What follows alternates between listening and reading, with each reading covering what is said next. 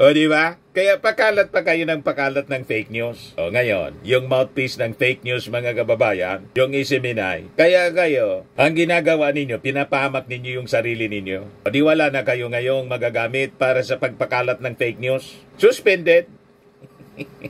Baka pagdating ng oras, hindi lang suspension. Termination na ng Facebook account ninyo. O diba? So pari-parihas kayo. Si Digong pinahamak yung sarili. Mga DDS, pinahamak din ang kanilang sarili. Pati mga vloggers. Tutugisin na po yung mga vloggers. Mamaya ibigay ko sa inyo. Dito muna tayo sa suspension ng SMNI.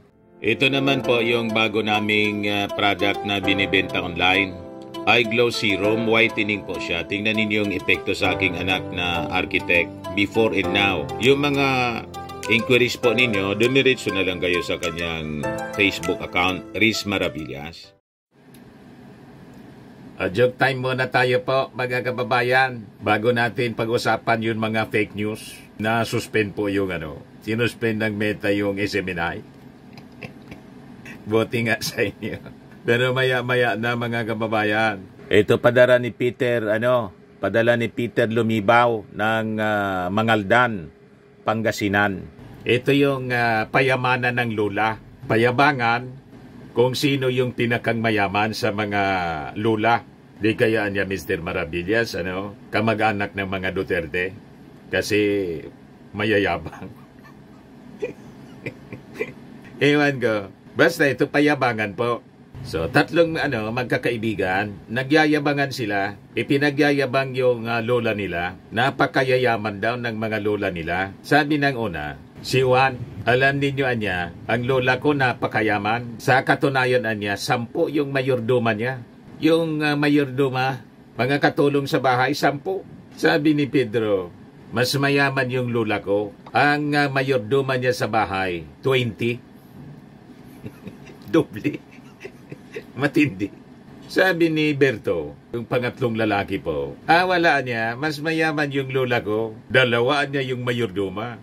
Sabi ni Juan at saka ni Pedro, paano naging mayamanan niya yung lola mo? Sa lola namin, ako yung lola ko, sabi ni Juan, 10. Si Pedro, 20. Tapos ikaw niya, 2 lang yung mayordoma. Mas mayaman sa lola namin. O nga naman, Sabi ni Berto, mas mayaman yung lola ko. Kasi yung lola ko na may 2 mayordoma, ang mayordoma kasi ng lola ko, yung lola ninyo. Yung lola ni Juan na may 10 mayordoma, at saka yung lola pala ni Pedro na may 20 mayordoma. Yun ang mayordoma ni Berto, ang lola ni Berto. Oo nga naman, mas mayaman nga. Matik na. Padala mo lang po yung GCash number mo, Peter Lumibaw dyan sa Pangasinan. Kasali ka na sa monthly draw. 5,000 yung price. Sa grand draw, sa December po, 10,000. Dito na tayo mga kababayan. Minalas ngayon yung SMNI. Yan sabi natin. Ayaw tumigil. Natunugan mga kababayan ni Meta. Yan po kasi yung mga pabrika. Yung may-ari ng pabrika, mga kababayan, 2 may-ari ng pabrika ng fake news. Pero ang pinangalanan po, si Digong, pinangalanan ni E.S. Lucas Bersamin na one-man factory ng fake news. Ang ginagamit nila, SMNI, tapos siyempre yung Meta, YouTube, Instagram, basta sa social media po. Natunugan po ng Meta, Meta suspends SMNI Facebook pages for spreading hatred, contempt. Bawal na bawal po yan mga kababayan sa community regulations, community standards ng Facebook ni Meta. Ayaw tumigil, talagang massive po. Sabi ng Palasyo Malacanang, tumindian niya, nag-intensify yung papakalat mga kababayan ng fake news and hatred. After na ma-arrest si Digong. Si Digong po, doon sa kanyang detention cell, happy siya in high spirits. Inamin mismo ni Sara Duterte, may mga kaibigan na niya. So kahit permanente na siya doon, ayos na ayos. Malamang yun po ang magiging destiny ni Digong. Yung sinasabihan niya, confident yung abogado. Lagi man pong confident ang abogado. Wala man na abogadong hinire mga kababayan na umamin, tinanggap niya. Wala man nagsasabing hindi tayo mananalo. Laging panalo. Kaya lang, hindi man siya yung judge. Ang judge po, yung ICC. Di ba? Ang malakas na ebidensya, sabi ng isang dating judge ng ICC, na isang Pinoy, saka abogado, ang ebidensyang malakasan niya mula mismo sa bibig ni Digong. Nagkalat po sa social media. Biglang nagsipaglitawan yung mga statements ni Digong na nagbabantang papatayin yung mga yung mga drug suspects po, yung mga utos niya, lahat dokumentado po. So ito ngayon, mga kababayan, Meta suspends SMNI Facebook pages for spreading hatred, contempt. Pag sinabing contempt mga kababayan, yung mga utterances na despicable, yan po talaga ang yan ang mastery. Doon magaling ang mga DDS po sa pagsasalita na kasumpa-sumpa. Walang rules sa kanila, walang ethics sa kanila, walang sinusunod na moral conduct or guidance. Wala sa kanila yon. Basta sila bibira ng bibira. Gagamit sila ng pananalita na hindi makain ng aso. Kaya nga sabi ng nag-react, mga kababayan na dati, DDS yon, alaman niya ninyo kung bakit nakulong si Digong, pinaaresto. Si Digong man lang niya yung may gawa. Ikaw man lang ba niya, araw-araw hindi tinitigilan yung paninira ni Digong at mga DDS kay PBBM. Kung ikaw niya si PBBM, anong gagawin mo? Pababayaan mo na lang niya na kung may arrest warrant, tulad na nangyari, pababayaan mo na lang niya na maaresto. Siyempre, yan ang sabi ng isang DDS mga kababayan. Yan ba? Sino ang dahilan na at may kasalanan sa pag-uli kay Duterte? Ito guys, sasabihin ko wag sana masaktan yung mga followers or sumusuporta kay Duterte Pero ito sasabihin ko sa inyo guys, totoo to. Real talk lang tayo dito. Usaping pag-aristo kay Duterte, kay former President Duterte. Kung sino ba talaga ang may kasalanan? Bakit nag-trigger yung nangyari yung pagka-aristo? Ang dami niyong sinisisi. Sinisisi niyo si BBM. Sinisisi niyo si Relator General. Pero hindi nyo alam kung sino talaga ang may kasalanan kung bakit inaresto si former President Duterte. Marami sa inyo ang hindi nakakaalam nito. Alam niyo ba kung sino talaga ang may kasalanan, bakit na-aresto? Nagkaroon ng warrant of arrest si Duterte. Ako guys, sabihin ko sa inyo, guys, ako sinasabi ko to, totoo lang, Ako hindi ako BBM. Hindi ako BBM. Duterte supporters ako. Kita ninyo, Duterte supporter? Pero bakit ganito ang reaksyon ko? Real talking ko na kayong mga supporters ni Duterte. Kung bakit na-aresto si Duterte dahil lang din sa mga Duterte. You see? Ito. Dahil rin sa kanila, sa mga Duterte, at may sipasyon din yung mga supporters at followers ni Duterte.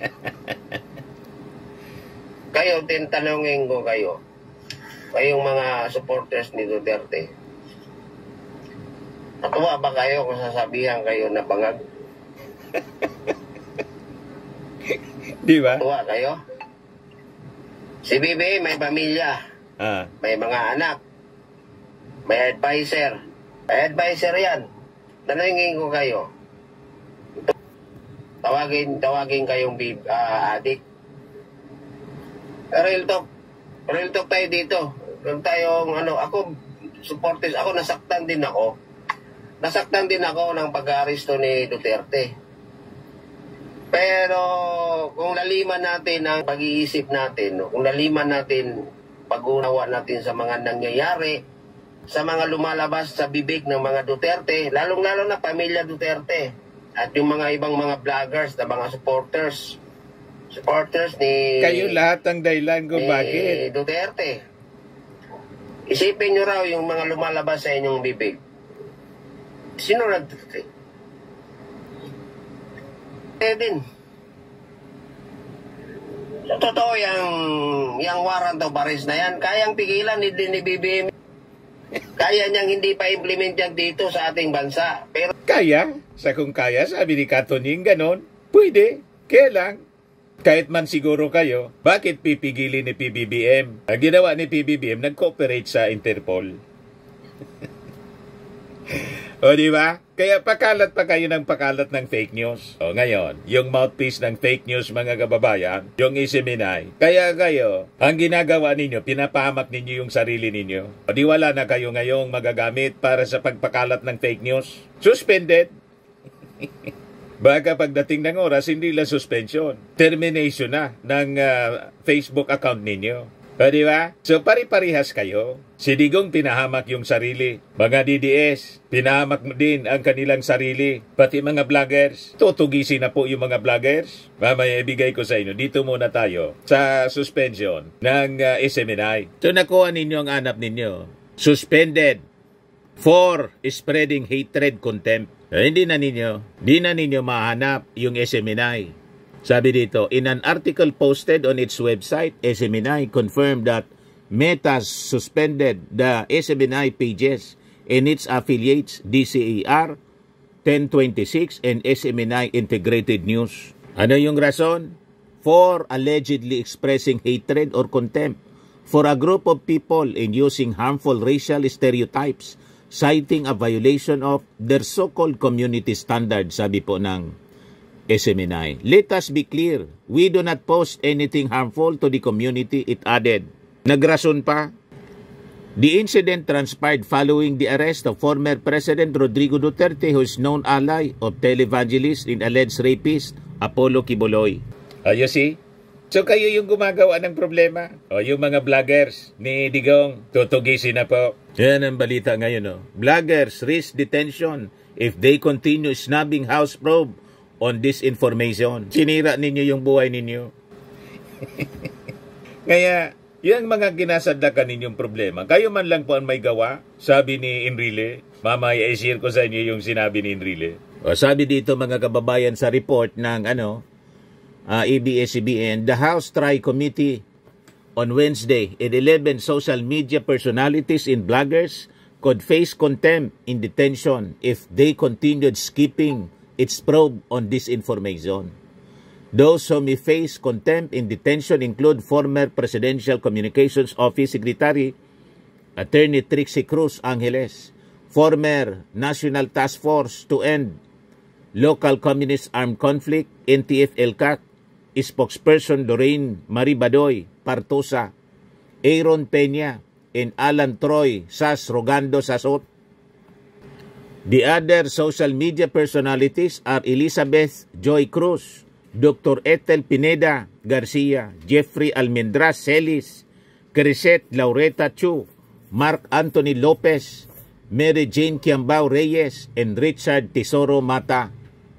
The Tri-Committee will resume its investigation into the spread of misinformation and disinformation online on Friday. Tapos kayo ngayon, matutulad kayo kay Harry Roque. Mabuti si Harry Roque nakaipo na. Kaya niya, mga kababayan, na mag-ikot sa buong mundo. O nandun na nga po sa The Netherlands, kaya lang sinibak ni Sarah. Gusto niyang mag-abogado. Sinibak ni Sarah, pati si Mijaldea. So, kukuha ng mga bagong abogado. Other than yung British-Israeli lawyer na si Kaufman. Yun, confident masyado yon. Sabi ko nga, siyempre, wala man pong abogado na tatanggap ng kaso at sasabihin niya na matatalo tayo. O diba? Lalo kung ang ang kliyente mga kababayan, dating Pangulo. Siyempre, dating Pangulo, may budget yan. Malaki ang budget niya. Di ba? So, ito ngayon, mga kababayan, matutulad kay Harry Roque, malamang sa malamang, magiging puganti rin itong mga vloggers ng mga Duterte. Sa bagay, pupundo naman siguro kayo. Alangan man pabayaan kayo niya ni Digong, ni Sara Duterte, na pinaglingkuran ninyo ng maayos. O di ba? Sila na yung bahala sa inyong ticket. Kaya lang, yung pamilya ninyo, masisira, siyempre. Tulad ni Harry Roque, si Harry Roque, pag tinignan mo, parang hindi na makapaligo. Di ba? So sabi dito sa balita, TRICOM Overall Chairperson Santa Rosa Representative Dan Fernandez defended the probe, saying disinformation is a national security issue. It erodes public trust, destabilizes institutions, and manipulates democratic discourse. We cannot allow social media to become a free-for-all platform for deception and propaganda. Matindi po yung propaganda ng mga Duterte. Kung hindi ka mag-check ng mga facts, mapapaniwala ka. Tulad ng sinabi ni Baste Duterte doon sa Araw ng Davao na walang utang daw na loob si President Bongbong Marcos. Kasi daw yung tatay niya ipinalibing sa libingan ng mga bayani, si Marcos Sr. Pagkatapos, si PBBM, pinakulong mo niya yung tatay ko. Hindi man po totoo na nagpalibing sa libingan ng mga bayani si Digong at yung mga sinasabi nila na nagpapanalo kay PBBM yung support ng mga Duterte. Kasi daw, yung mga bumoto kay Sara, mas marami kaysa kay PBBM. Mas marami po yung bumoto kay Sara kasi mas marami yung Marcos supporters. Yan ang katotohanan niya. Ngayon, going back doon sa claim, mga kababayan ni Baste, na walang utang na loob si PBBM kasi yung tatay niya yung nagpalibing, tapos pinakulong ni PBBM yung tatay niya. Mali po yun. Nag-allow na mailibing mga kababayan sa libingan ng mga bayani, yung Supreme Court po, iniutos po ng Supreme Court. Pag ang Supreme Court nag-decide po, batas siya po na dapat nasundin. Yan po, napakalinaw. Report ito ng Associated Press, AP. Philippine Courts grants Ferdinand Marcos a hero's burial. Yan November 8, 2016. The Philippine Supreme Court has voted to allow the body of former leader Ferdinand Marcos to be moved to the Heroes Cemetery in Manila. Ito yung report ng Philippine Star, philstar.com, November 11, 2016, full text Supreme Court ruling on Marcos burial. Ano sabi dyan, mga kababayan? The Supreme Court in Bank decided to allow the burial of former President Ferdinand Marcos at the libingan ng mga bayani or Heroes Cemetery. Voting 9-5-1, the magistrates of the High Court dismissed the consolidated petitions, arguing that a hero's burial for Marcos would be a grave injustice to the victims of martial rule. The decision penned by Peralta stated that Duterte was within the bounds of his powers under the Constitution and the Administrative Code when he ordered the burial. So ang papel po ni Digong sa pag-order because of the Supreme Court decision. Bakit po? Karapatan ng dating Pangulong Marcos Sr. na malibing kasi sundalo po siya. Bilang isang sundalo, ang libingan ng mga bayani ay libingan ng mga sundalo.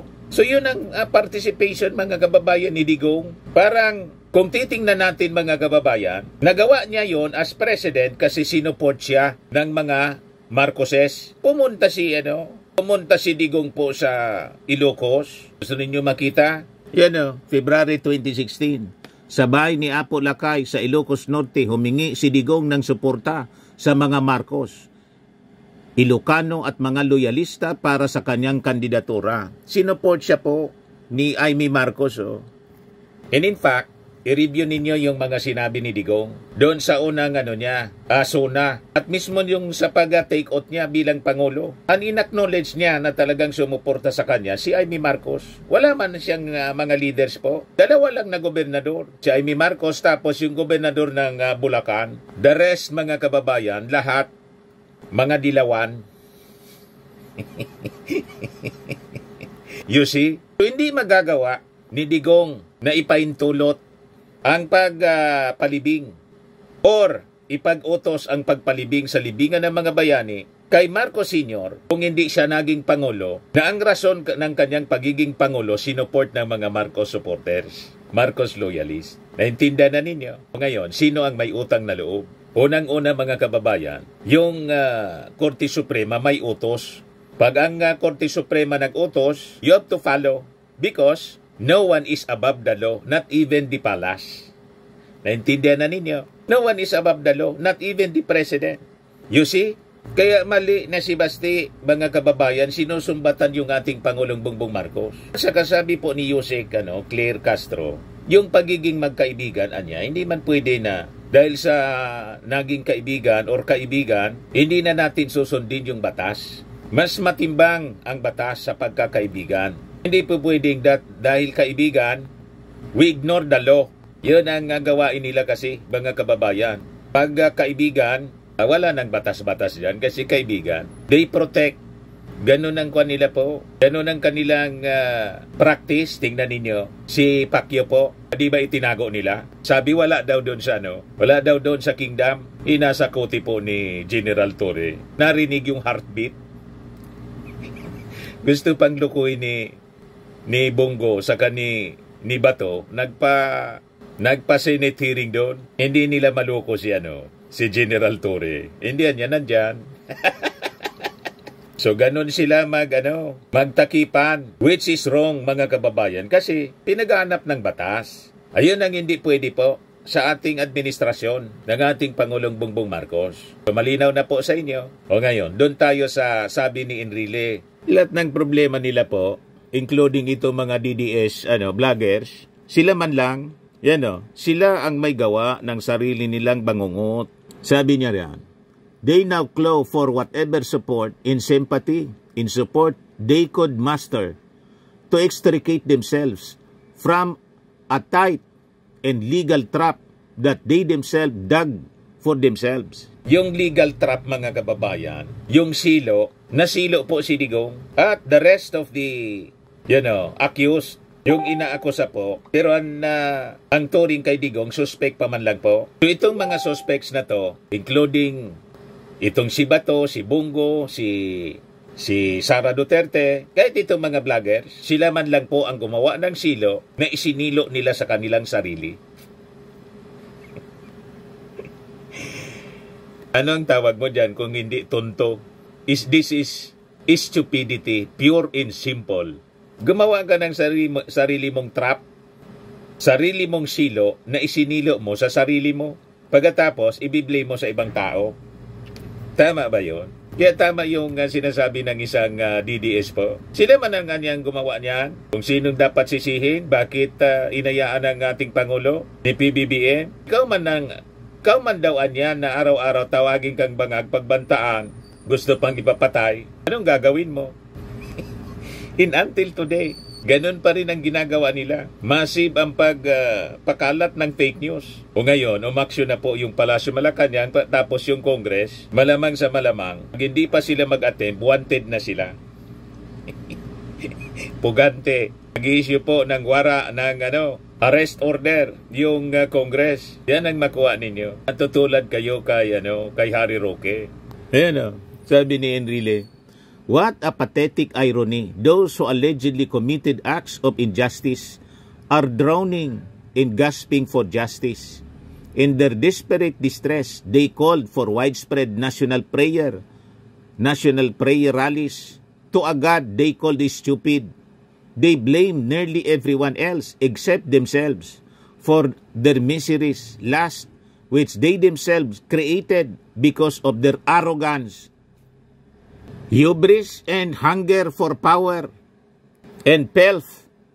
They now claw for straws of support to extricate themselves from the tight situation they created for themselves. Yan mga kababayan ang sakto na deskripsyon ng isang matalinong dating Senate President and Legal Counsel ng ating Pangulong Bongbong Marcos. Kayo man lang niya yung gumawa ng problema ninyo. Gumawa kayo ng silo, tapos kayo man lang ang nasilo. Dahil sa ano? Because of your arrogance, hunger for power and wealth. Kwarta, tapos anya, sinisisi ninyo, lahat sinisisi na ninyo, except yung sarili ninyo. Turo kayo ng turo, ang akala ninyo, mapapaniwala ninyo yung tao kung ituro ninyo yung ating Pangulong Bongbong Marcos na nasa likod ng mga kasong yan. Anong nasa likod ng mga kasong ni Digong? Ang nasa likod ng mga kaso, yung mismong pamilya ng mga biktima. Pwede pa ninyong ituro si Trillanes kasi tinulungan niya sila sa Magdalo ang nag-file noong 2017 helping the victims of AG case. Pwede pa ninyong ituro yung mga Catholic priest and nuns na tumutulong dito noong 2017 pa. Wala pa sa poder yung ating Pangulo nang magsimula yung kaso, pagkatapos ituturo ninyo. Di ba? Galit na galit kayo. Magalit kayo sa sarili ninyo. Gumawa kayo ng sarili ninyong problema. Kaya nga sabi ng abogado po ng ICC, pati yung judge, napakalakas nga niya ng ebidensya. Kasi yung ebidensya galing mismo sa bibig ni Digong. You see? Ito po ang mga sinasabi ni Digong. Documented po. Ang intelligence fund, binili ko, pinapatay ko lahat. Kaya ganun ang Davao. Yung mga kasama ninyo, pinatigok ko talaga. Yun ang totoo. Yan ang mga ebidensya. Binigay mismo ni Digong yung mga ebidensya galing sa bibig niya. Tapos siya pa yung sabi, yan ang tutuan niya. Natigok ko nga talaga. You see? Kaya overwhelming ang ebidensya, mga kababayan. Kasi ang ebidensya, si Digong mismo. Siya ang nagsabi na totoo. Ito ang tutuan niya. Yung mga nagsasabi, nananawagan na ibalik sa Pilipinas si Digong, kahit yung interim release, malabo po. Pakinggan ninyo itong report ng Billionaire News Channel. Dating Pangulo, hindi na raw makakabalik ng bansa. Pakinggan natin. Hindi na raw makakabalik ng bansa si dating Pangulong Duterte. Gustuhin man ng kanyang mga taga-suporta at mga kaalyado. Ang paliwanag ng isang law expert sa agenda report ng ating Lumalakas ang panawagan na pabalikin sa bansa si dating Pangulong Rodrigo Duterte. Dahil ayon sa mga kaalyado niya, igalang pag-aresto at pag-turnover kay ICC. Pero posible pa nga ba siyang pabalikin dito? Ayon kay Center Law President Attorney Joel Butuyan, hindi na. Nasa jurisdiction na kasi ng ICC ang dating Pangulo. Sa puntong ito, 3 lang daw ang option ni Duterte. Una, ang interim release. Kung hindi naman flight risk ang dating Pangulo at pasok siya sa mga kwalifikasyon para dito, posible raw ito. Pero sa 23 taon ng ICC, wala pa raw suspect na may kasong crimes against humanity ang pinayagan ng korte. Ikalawa, dismissal from jurisdictional challenges. Base ito sa argumento ng Duterte camp mula sa Article 59 o ang karapatan ng suspect na dalhin sa korte ng isang custodial state para masiguradong may due process. But this competent judicial authority has very limited powers. In fact, almost amounts to a ministerial power, no? It is very explicit in Article 59 that the competent judicial authority has no jurisdiction at all to review, even reverse, of course, the validity of the warrant of arrest. At huli, ang acquittal. Kaya lang, sabi ni Butuyan, kung pagbabasehan ng 43 mga parehong kaso na hinawakan ng ICC, mukhang malakas ang laban ng mga biktima laban sa dating Pangulo. Dagdag pa niya, ang pronouncements mismo ni Duterte sa publiko noon, bagamat ayon sa kanyang mga kaalyado ay mga biro lamang, may implikasyon sa kinakaharap niyang kaso. This case we are about to discuss go down in history as the international criminal case where the accused himself facilitated his own conviction. Isang senaryo pa ang sinabi ng law expert. Sakaling hindi matapos ni Duterte ang paglilitis dahil sa kanyang kalusugan, hindi naman automatic na absuelto na agad ang mga co-accused.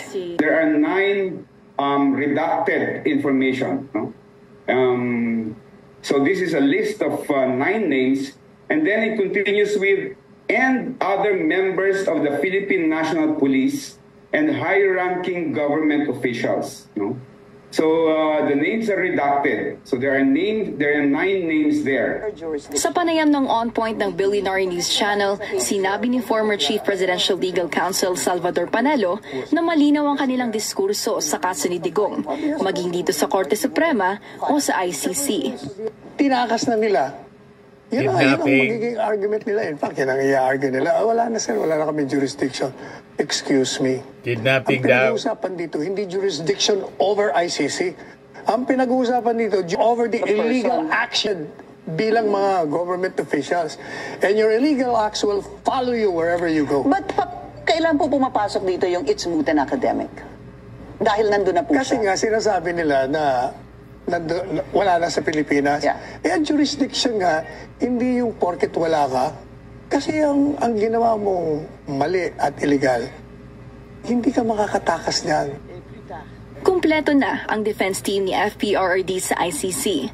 Tatayong lead counsel ang veteranong international lawyer na si Nicholas Kaufman, na kilala sa paghawak ng high-profile cases sa war crimes at human rights violation, gaya ng dating Congolese Vice President na si John Pierre Bemba, anak ng yumaang Libyan leader na si Aisha Gaddafi, at pinakahuli ang Central African Republic militia leader na si Mokom Gawaka. Ayan pa mga kababayan, yung mga argumento ni Panilo po, malabo pa sa sabaw ng pusit. Yung narrative nilang kidnapping, di yun papatulan po ng mga judges. Kasi po, nagpalabas ng warrant of arrest yung ICC mismo. Paano naging kidnapping na sila yung nagpalabas nga ng warrant of arrest? Yung warrant of arrest, mga kababayan, isinerve ng Interpol, in which tayo po ay member ng Interpol. Nakipag-cooperate tayo sa Interpol. So walang kidnapping na nangyari. Saan ka nakakitang kidnapping, mga kababayan, na naka-full coverage? Binabasahan yung kinikidnap ng Miranda rights, si General Torre. May ganun na kidnapping po. Yung mga argumento ni malayo, napakalabo po. Mga argumento ni Panilo. Ito yung paniwalaan natin kasi may experience siya sa ICC. Ex-ICC judge, Pangalangan. ICC completely indifferent to how a suspect is brought to The Hague, sabi niya. Yan. Sabi ni Pangalangan. In my experience niya, the ICC is completely indifferent to the way the prisoner, the accused, is brought to The Hague. He cited the case of Nazi Party official Adolf Eichmann, who was taken from Argentina to Israel to stand trial for the Holocaust. In the case of the doctor, who was taken from Mexico to the United States to stand trial for the killing of American agents. The only question niya of the court is whether the court has acquired jurisdiction over the person of the accused. If it has, then the court proceeds to trial. That is the fundamental principles niya. No questions on how he got there. Kung paano nakarating sa The Hague at na-detain si Digong ngayon, wala na yun, hindi na yun binibigyan ng atensyon ng ICC. Kung kinidnap pa yan, kung totoong kinidnap, wala silang pakidon. Kaya nakita ninyo, yung manifestation po ni Mijaldea na kinidnap daw, inignore lang ng Hindi nga pinansin, mga kababayan, ni Judge Motok. Diretso lang sa agenda. Ganon, mga kababayan. Tama ito na analysis ng ex-judge. Ex-judge ito, mas credible ito, mga kababayan, kaysa kay Panilo, kasi ex-judge siya mismo ng ICC. Credible siya na magsalita. No questions on how he got there. He noted all the hand-wringing over on how Duterte was brought to The Hague on a private jet. In my experience niya in the court, we have never bothered with this minutiae o mga trivial details. Mga maliit na bagay po, hindi na yun pinapansin. Kung paano nadala, hindi na yun.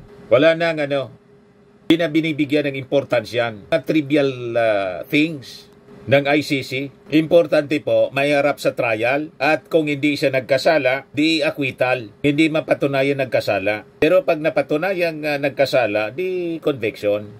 30 years to lifetime. So, may pag-asa pa. Mga kababayan, si Digong na magsisi ng kanyang, at least ng kanyang mga kasalanan. Magsisi sa ating Panginoon. Yung pagmumura niya sa ating Panginoon. Pwede niyang pagsisihan habang nasa silda siya. Di ba? Pero yung mga victims po ng AJK, wala abo na sila lahat. Nasa lupa na po. Tunaw na. Lahat ng natunaw, mga kababayan. Walang due process. Siya may due process po. At hindi man siya bibitayin, mga kababayan. Walang death penalty sa ICC. Kaya mapalad pa rin siya, mga kababayan. Kaya yung mga reklamo ng mga supporters niya, pati ng kanyang pamilya, baseless po. Si Digong mismo yung nagsabi na para daw siya nasa hotel man lang, doon sa kulungan. Kasi yung kwarto niya, napakaganda. Kompleto ng mga amenities. You see, only that niya, mismong nagkwento si Sarah, only that niya, hindi siya makalabas, siyempre. Pero napakaganda ng kanyang kulungan. Asikaso ng mga nurses. Kasi nasa right wing ng hospital. So parang nasa hospital arrest man lang siya po, mga kababayan. Ito yung British lawyer ni Digong. Naganda na daw ng malakas na depensa to acquit Duterte at ICC.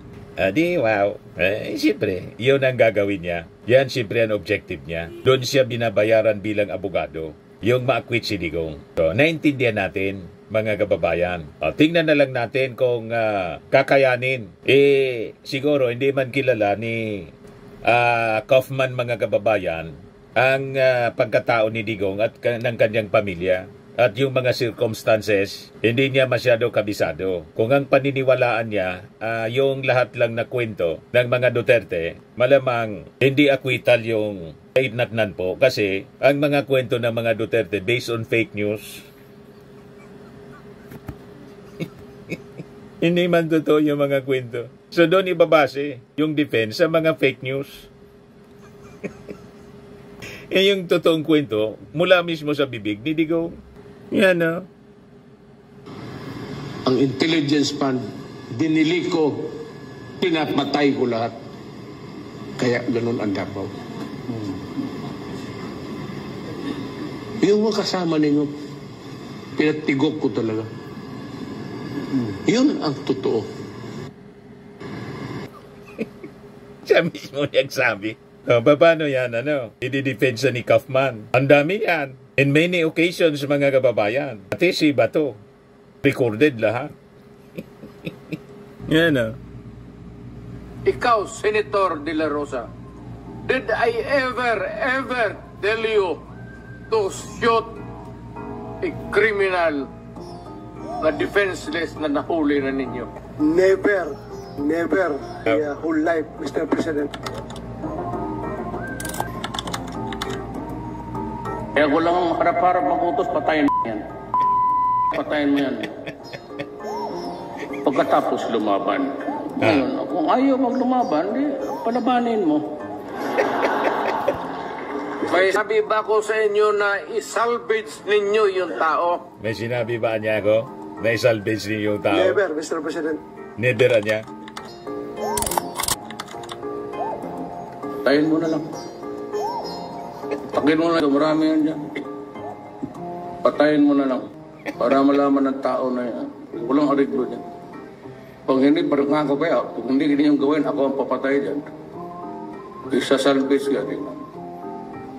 Ito, take you out. Total, marami na lang rin akong kaso dyan. Dagdagan ko na lang. Galing mismo sa bibig ni Digong. Pag plineyan doon, mga kababayan sa ICC, unanimous. Paano yon, mga kababayan? Iriribat ni Kaufman na mismong si Digong ang nagsasalita. Validated lahat ng mga videos, mga kababayan. Recorded siya. You see? So tama po si Enrile. They blame nearly everyone except themselves for their miseries last, which they themselves created because of their arrogance, hubris, and hunger for power and wealth. Tapos sila man lang niya ang gumawa ng silo na sumilo sa kanila. Nahirap sila ngayong labasan. Yan kasi, mga kababayan, tinawag yung Diyos na estupido. Sino ngayon ang stupid? Di ba? Isabi natin, God is not mocked. What you sow, you reap. O ngayon, tignan natin kung ano yung gagawin ng mga DDS vloggers. Ituloy ninyo ang pagpakalat ng mga fake news para makagawa kayo ng sariling trap na siyang sisilo sa inyong mga sarili. Okay? Ayaw ninyong pagsabihan kasi mga magagaling kayo eh. Matatapang ang pakilala ninyo, maisog. Kami, mga duwag kami. Kaya hindi kami nagsasalita ng masasama kasi mga duwag kami. Tanggap na namin yon. Ayos? O kayo na yung maisog, kami yung duwag. Yung Pangulo natin, kuting. Di ba? Yan ang tawag nila kay PBBM, kuting. Weak leader. O di weak. Tanggap namin. Si PBBM, weak leader. Sabi ninyo. O sige, weak. Para lang maging masaya kayo. Pero, imbis na maging masaya kayo ngayon, na weak ang ating Pangulo, bakit nag-iiyakan kayo? Ayan ang tanong.